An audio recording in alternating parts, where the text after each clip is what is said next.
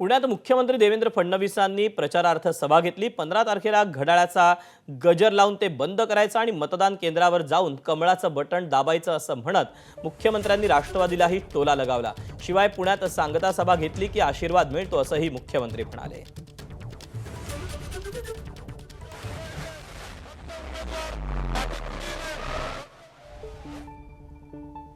15 तारखेला सकाळी उठायचं आणि उठण्याकरता घड्याळीचा अलार्म लावायचा। कुठला? घड्याळीचा अलार्म लावायचा आणि अलार्म वाजला की घड्याळ बंद करायचं। अलार्म बंद करायचा, ते घड्याळ घरीच ठेवायचं आणि मग आपण मतदान केंद्रावर जायचं। आणि मतदान केंद्रावर गेल्यानंतर जी मशीन आहे त्याच्यावर फक्त कमळ पाहायचं।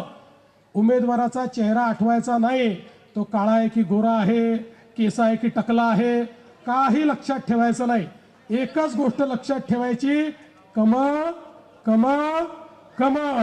15 तारखेला तुम्ही कमळाची काळजी घेतली, 16 तारखेपासून 5 वर्ष तुमची काळजी आम्ही घेऊ। शिवाजीनगर मतदारसंघ म्हणजे आपल्या आराध्य दैवत छत्रपती शिवरायांच्या नावाने असलेला महाराष्ट्रातला एकमेव मतदारसंघ आहे।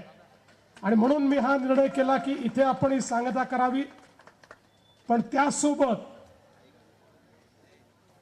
या ठिकाणी सांगता सभा घेतली तर आपल्या सगळ्यांचा आशीर्वाद मिळतो आणि भारतीय जनता पक्षाला बहुमत मिळतं। आणि म्हणून मी ठरवलं हीच जागा आम्हाला शुभ आहे, या ठिकाणीच आपल्याला सभा घ्यायची आहे आणि म्हणून या ठिकाणी या सभा घेण्याकरता मी आलोय। एबीपी माझा, उघडा डोळे बघा नीट।